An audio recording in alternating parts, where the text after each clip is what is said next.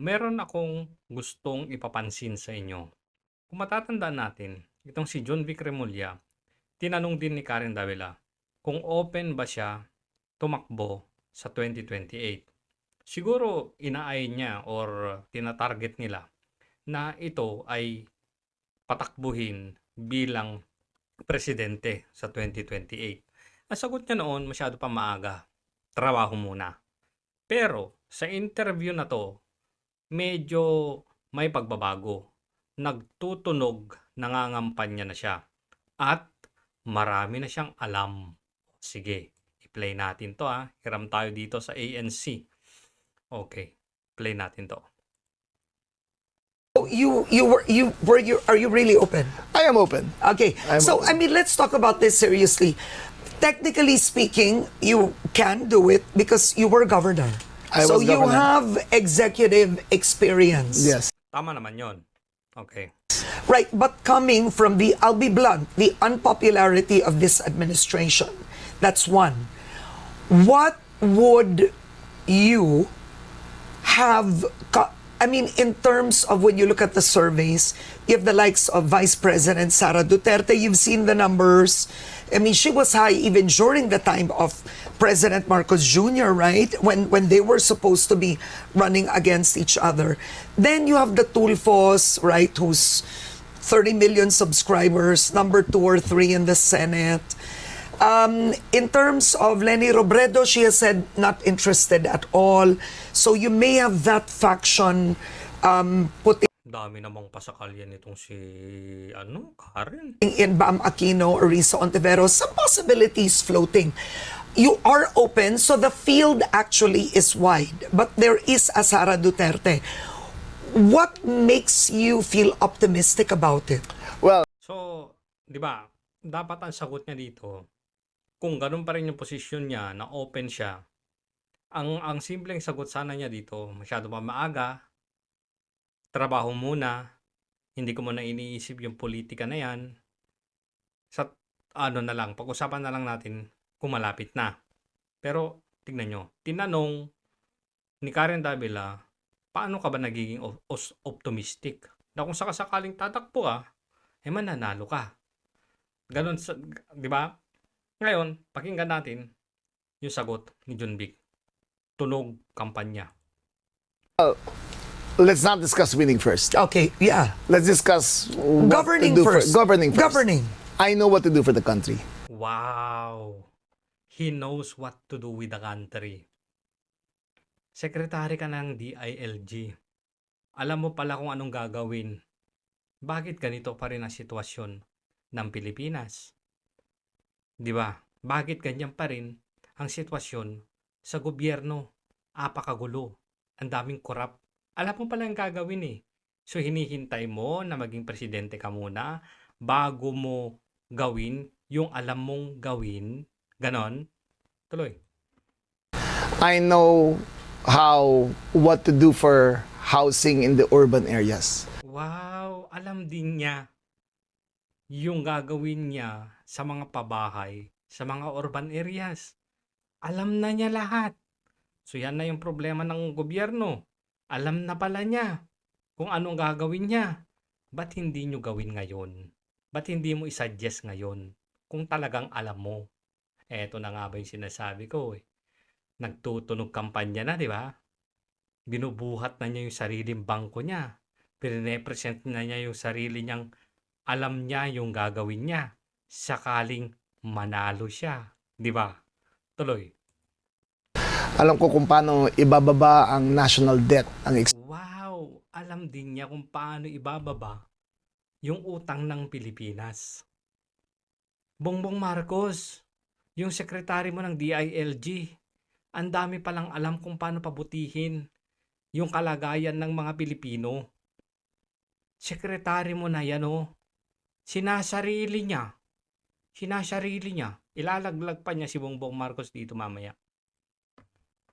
Expenditures natin. Alam ko nasaan ang lahat ng taba. Na ginagawa naman namin ngayon, binababa Alam nila kung nasaan lahat ng taba na ginagawa naman nila ngayon. Wow! lahat. Alam ko kung anong kailangan gawin sa education. Alam din niya kung paano sa education. Ang galing niya, no? Makagaling. Alam na niya lahat. Alam na niya yung paano yung solusyonan yung mga problema, yung mga basic na problema ng ng Pilipinas. Ang galing. Ang galing. Ikaw na, John Vic. Nasa gobyerno ka ngayon ha. Alam mo yung mga yan ha. Pero bakit hindi nagagawa? Alam mo ba talaga o nagpapabango ka lang talaga ng pangalan mo? Huwag nating kakalimutan. Kayong magkapatid na Remulla.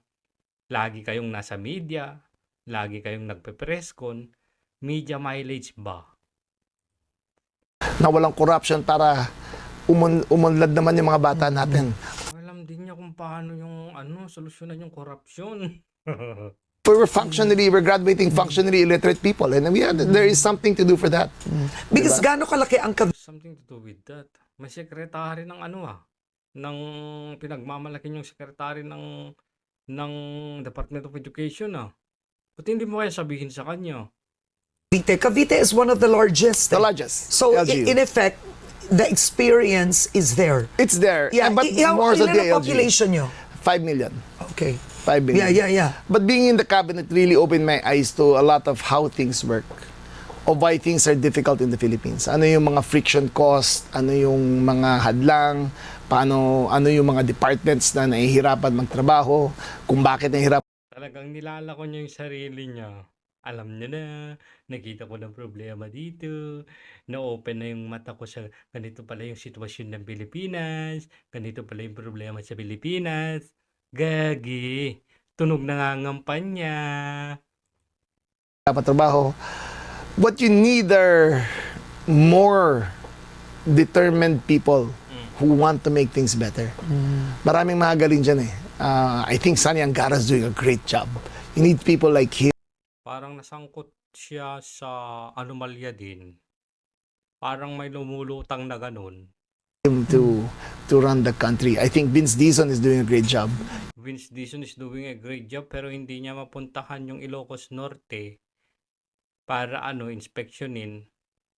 Yung vlogger na si Jesus Duque nandun noon sa Ilocos Norte, pinakita yung mga palpak-palpak na mga flood control projects at mga at mga farm to market roads. Pero si Vince Dizon hindi niya mapuntahan. Bakit kaya? Tapos sinasabi mong magaling siya. You need people like him. Even the new customs commissioner is doing a great job. Diba? Kailangan mga ganyang klaseng kailangan kunin mo to get things moving. Plus, the fact that the genuine love of country, hindi, dapat may template ka na. The president Dapat may template na. Tapos, has one, and he's doing ay meron na daw yung presidente. Tapos, it na nadidistract. ginagawa din daw niya. Tapos, bakit ganito pa rin yung sitwasyon?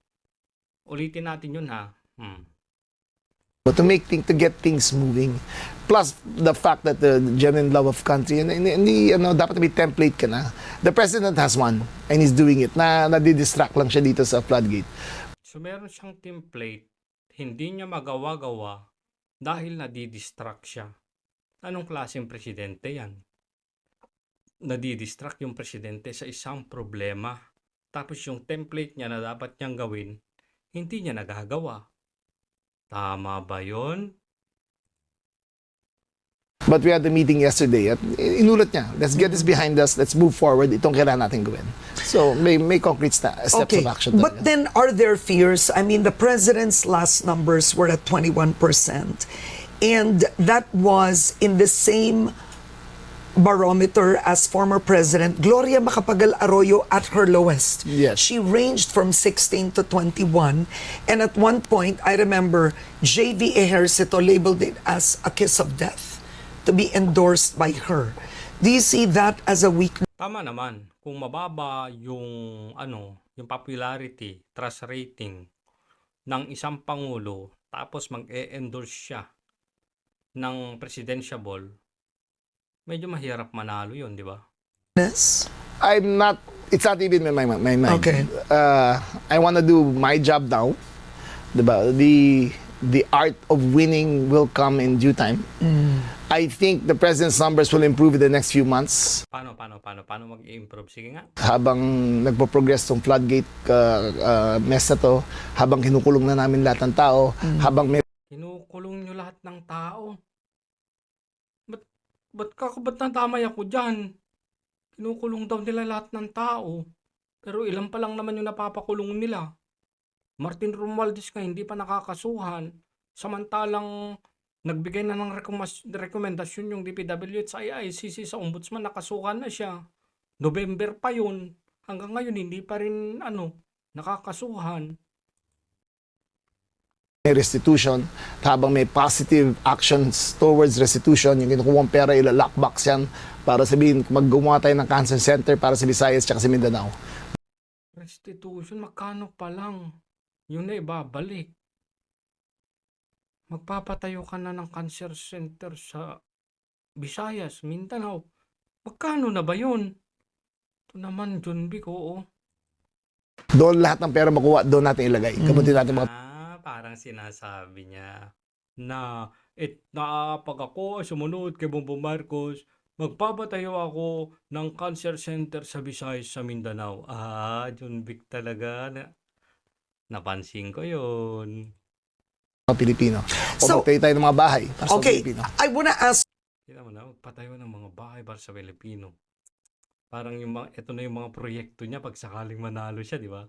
you, you sit in the meetings, you are close to the president, close enough that to the point when former President Duterte was actually sent to the Hague, you were behind him, right? Yes. Do you regret that? No, You don't? not at all. You don't think that would affect your frankly speaking, voting in If 2028? it does, I did it for the right reasons and I did my job. Okay.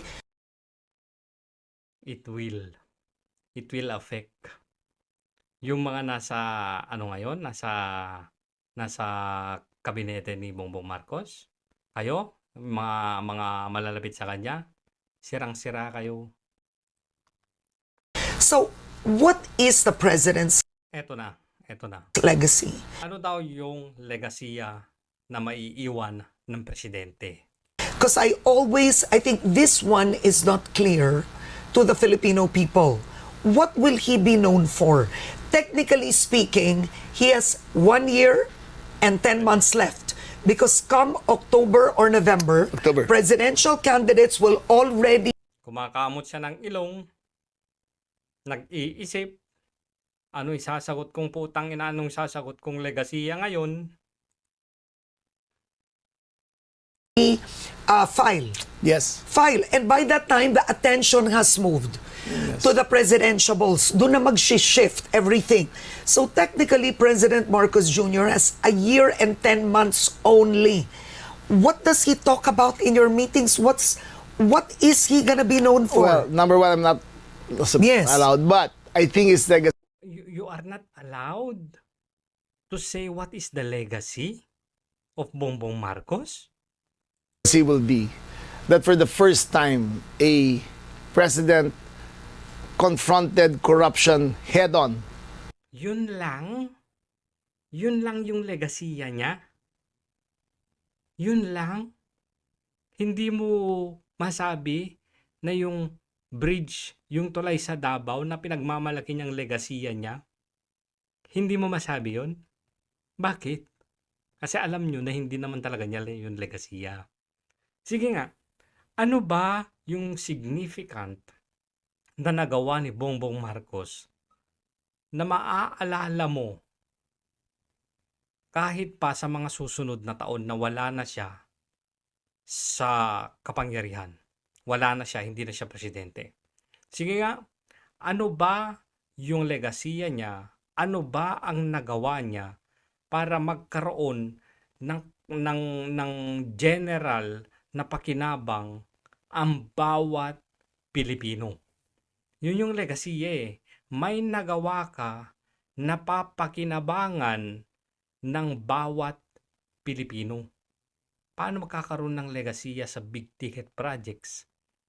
Halos siniro-zero ni Martin Romualdez. Wala. Ano bang significant na nagawa niya? Kasi yung wala talaga. Wala akong maisip. At itong cabinet secretary niya ng DILG, wala rin siyang masagot kundi yung pagbubunyag daw niya at head-on daw siya sa pagsugpo sa korupsyon. Tanong, Nasugpo na ba? Yung 2026 budget nga, marami pa ring questionable doon. Napakasimple sana kung merong kahit na nakapikit ang iyong mga mata. Kahit na naginip ka pa, tanungin, ano ang legasiya ni Bongbong Marcos na iiwan niya sa Pilipino sa pagsa-6 na taon na kanyang termino kung matatapos niya? Wala. Eto patunay oh. Lagi niyang ka-meeting, sekretary siya ni Bongbong Marcos. Yun lang yung nasabi niya. Grabe no. Huwag mo namang ilaglag si Bongbong Marcos.